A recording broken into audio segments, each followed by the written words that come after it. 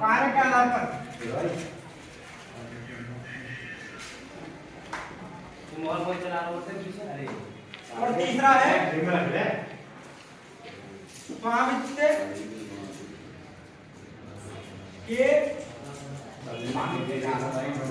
आधार पर। सबसे पहले हम आर्थिक क्रियाओं के स्वरूप के बारे में जानते हैं। इन्हें हम 3 भागों में विभाजित करेंगे। सबसे पहले अर्थशास्त्र को हम 3 भागों में, 3 फैक्टर होते हैं इसके, आर्थिक क्रिया के आधार पर, कार्य के आधार पर, स्वामित्व के आधार पर। अब आर्थिक क्रिया के आधार पर हम 3 भागों में विभाजित करते हैं। सबसे पहला होगा प्राथमिक सेक्टर, प्राथमिक सेक्टर या प्राथमिक भाग। दूसरा होगा द्वितीयक सेक्टर, द्वितीयक सेक्टर बोल दो या भाग बोल दो। तीसरा होगा तृतीय सेक्टर।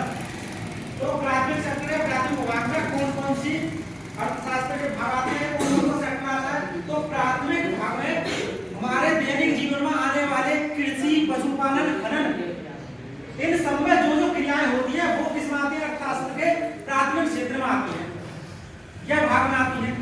दूसरा है द्वितीयक सेक्टर। द्वितीयक सेक्टर में प्राथमिक सेक्टर में उत्पन्न की गई वस्तुओं को दोबारा से पुनर्निर्माण किया जाता है। जैसे कृषि में गेहूं का उत्पादन किया गया, गेहूं के उत्पादन के बाद हम उनको ले जाते हैं कंपनी में, और कंपनी में जाके क्या बनता है उनसे? ब्रेड, बिस्कुट, ये सारी क्रियाएं। जैसे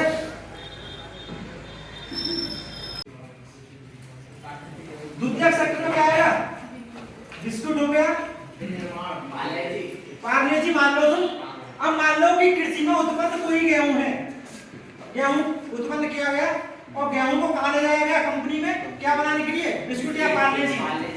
अब इस गेहूं को कंपनी तक पहुंचाने के लिए किसी साधन की आवश्यकता होगी। जैसे मान लो आप अपने घर से ऐसा चाहिए कि चांद पर रख के बोली अब चलेंगे दिल्ली, आपके लिए क्या चाहिए? आपके लिए चाहिए भाड़ा, भाड़े के ट्रांसपोर्ट यानी परिवहन। तो एक जगह से दूसरे जगह पर, एक सेक्टर से द्वितीयक सेक्टर में जाने के लिए उस सेवा उत्पन्न जो करता है उसे कहते हैं हम तृतीयक सेक्टर या टर्सरी सेक्टर। क्या समझ में आया? प्राथमिक सेक्टर में उत्पन्न की हुई वस्तु को द्वितीयक सेक्टर तक पहुंचाने के लिए जिस जो बीच में कनेक्टिविटी का कार्य करता है उसे कहते हैं हम तृतीयक सेक्टर। जैसे परिवहन, दूरसंचार, आपको परिवहन के लिए परिवहन के बाद में आप फोन करेंगे, हाँ जी माल पहुंचा है नहीं पहुंचा, तो क्या होगा? Service sector. जैसे मैं आपको पढ़ा रहा हूँ तो क्या है, आप मुझे फीस दे रहे हैं तो यह है सर्विस सेक्टर, यह सर्विस में सेवा दे रहा हूँ आपको। कुछ ऐसा तो नहीं है कि आपके पैसे बदले हुए हैं। कुछ उद्यमी जो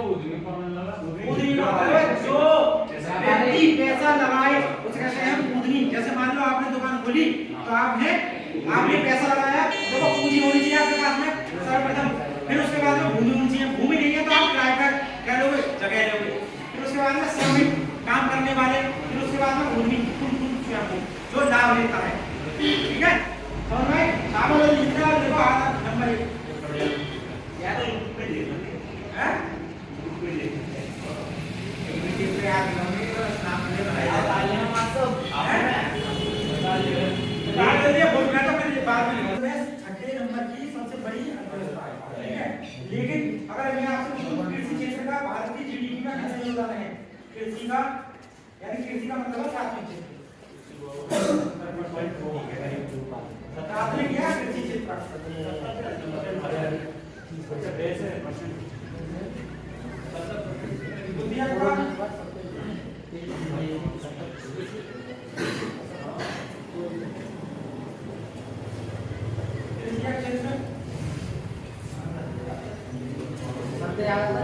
क्षेत्र का योगदान कितना है?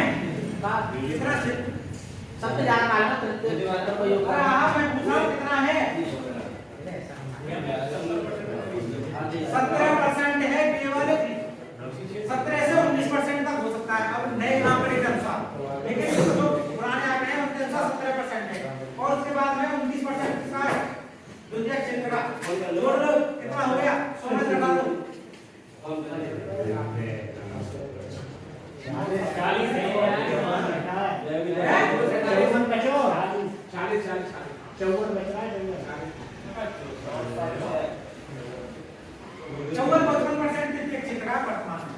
ठीक है। और आप जाकर प्रेजेंट की डाटा अपने आप देख लेना कि ये पूछा जाता है कि इकोनॉमी में सेवा क्षेत्र का भारत की जीडीपी में कितने प्रतिशत योगदान है, तो आप देख सकते हो यहाँ, ठीक है। हाँ क्या अरे यार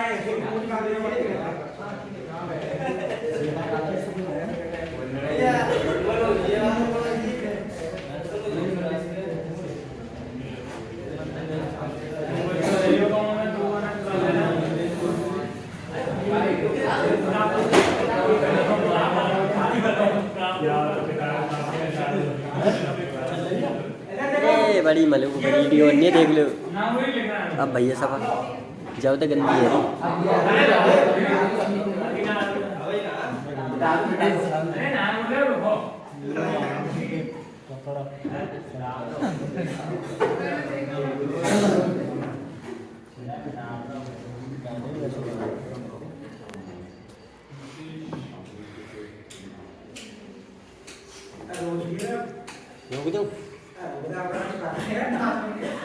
पूंजीवादी अर्थव्यवस्था।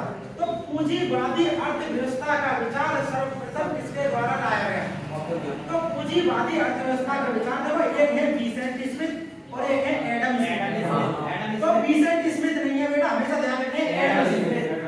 तो पूंजीवादी अर्थव्यवस्था का विचार आपसे पूछा जाएगा, विचार किसके द्वारा लाया गया? Adam Smith. तो विचार आया एडम स्मिथ के द्वारा। इन्होंने अपनी पुस्तक सन 1776 ईस्वी में, कब? इनकी बुक का नाम क्या है? तो बुक का नाम क्या है बेटा?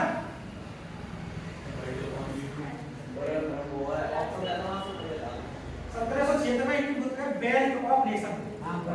क्या नाम है? वेल्थ ऑफ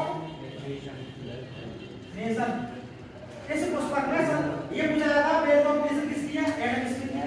कब प्रस्तुत की गई है? कब? तो 1776 में प्रकाशित की गई। इसमें ही दिया गया है विचार इसका पूंजीवादी अर्थव्यवस्था का। अब पूंजीवादी अर्थव्यवस्था होती क्या चीज है? तो देखो, जिसमें मैंने अभी 4 सेक्टर बताए, और कौन से सेक्टर बताए बेटा? पूंजी, दूसरा भूमि, श्रम या श्रमिक और पूंजी। अगर इन 4 सेक्टर पर पूंजीवादी अर्थव्यवस्था में किसी प्राइवेट व्यक्ति का हाथ है, यानी केवल मुनाफे को देखकर, क्या केवल लाभ को देखकर अगर हमने अपनी अर्थव्यवस्था चुनी है तो उसे कहेंगे पूंजीवादी अर्थव्यवस्था। इसमें केवल प्रॉफिट पर क्या दिया जाता है? ध्यान दिया जाता है, ना कि किसी गरीब व्यक्ति को देखा जाता है। इसमें गरीब व्यक्ति को ना देखकर केवल पूंजीपति अपने लाभ को देखते हैं, उसे कहते हैं पूंजीवादी अर्थव्यवस्था। इतनी बात समझ में? उसके बाद पूंजीवादी अर्थव्यवस्था की बात करेंगे हम। दूसरी बताएंगे समाजवादी अर्थव्यवस्था।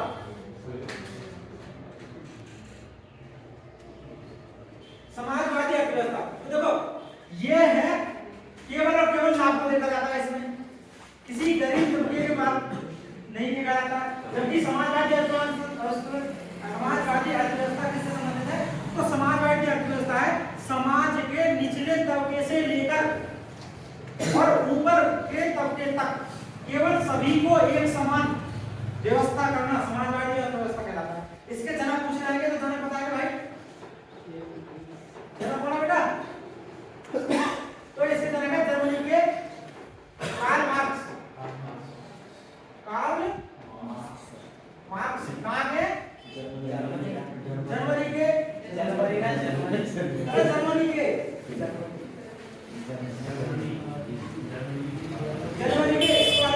विद्वान दार्शनिक जिन्हें बोला जाता है कार्ल मार्क्स। इनकी पुस्तक पूछी जाएगी, इनकी पुस्तक का नाम बताओ। दार्शनिक का मतलब होगा विद्वान। जैसे भारतीय हरिश्चंद्र थे, वो भी दार्शनिक कहे जाते हैं, ठीक है, विद्वान अपने क्षेत्र के। तो कार्ल मार्क्स ने समाजवादी अर्थव्यवस्था किसमें? नाम बताओ। Das Kapital. और इनकी एक और मोस्ट इंपोर्टेंट बुक है, कौन सी है? अच्छा बताओ। Community manifesto. क्या नाम है? कम्युनिटी मैनिफेस्टो किसकी पुस्तक है? कार्ल मार्क्स की। समाजवादी अर्थव्यवस्था हो गई इनकी। अब इस पर ये जो 4 चैप्टर हैं, इन चारों चैप्टर पर किसकी? सरकार का, इसमें समाजवादी अर्थव्यवस्था में सरकार का दबाव रहता है। यानी किसके नियंत्रण में होते? दबाव का मतलब है नियंत्रण। ऐसा समझ सकते हो, नियंत्रण। नियंत्रण किसका रहता है? तो समाजवादी अर्थव्यवस्था में नियंत्रण रहता है सरकार का। किस पर? पूंजी पर, भूमि पर, श्रम पर और उद्योग पर। उसके बाद में हम आगे आएंगे समाजवादी अर्थव्यवस्था में तीसरी है, कौन सी है? तो तीसरी का नाम है, क्या नाम है? मिश्रित अर्थव्यवस्था। मिश्रित अर्थव्यवस्था। मिश्रित अर्थव्यवस्था का विकास सर्वप्रथम किसके द्वारा किया गया? तो 1929 की महामंदी के दौरान ब्रिटेन के अर्थशास्त्री हुए हैं। ब्रिटेन का अर्थशास्त्री का नाम है जॉन मेनार्ड कीन्स। और जॉन मेनार्ड कीन्स जब कहाँ के भैया? तो इसके जनक माने जाते हैं ब्रिटेन के कौन? John Maynard Keynes. देखो, मिश्रित अर्थव्यवस्था का विचार सर्वप्रथम जॉन मेनार्ड कीन्स ने कब क्यों दिया था? तो 1919 की महामंदी के दौरान इन्होंने अपनी पुस्तक जनरल थ्योरी, कौन सी? General theory of unemployment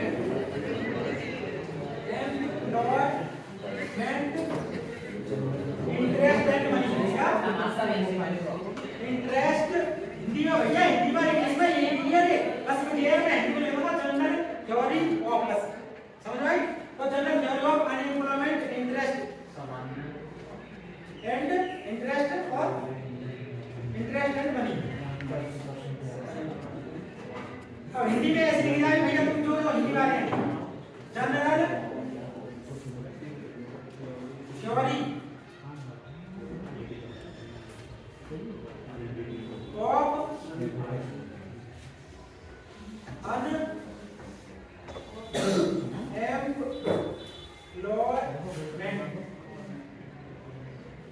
unemployment interest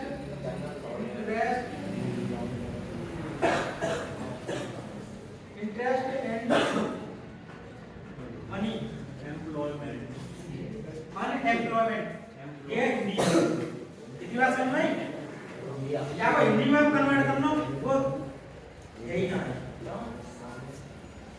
अपने आप क्या करेंगे? बोल के सब करिए। हाँ, हिंदी में अगर ये बात है दोनों का मिक्सर होता है, उसको कहते हैं मिश्रित अर्थव्यवस्था, जिसमें किसी प्राइवेट व्यक्ति का और सरकार का दोनों का नियंत्रण बराबर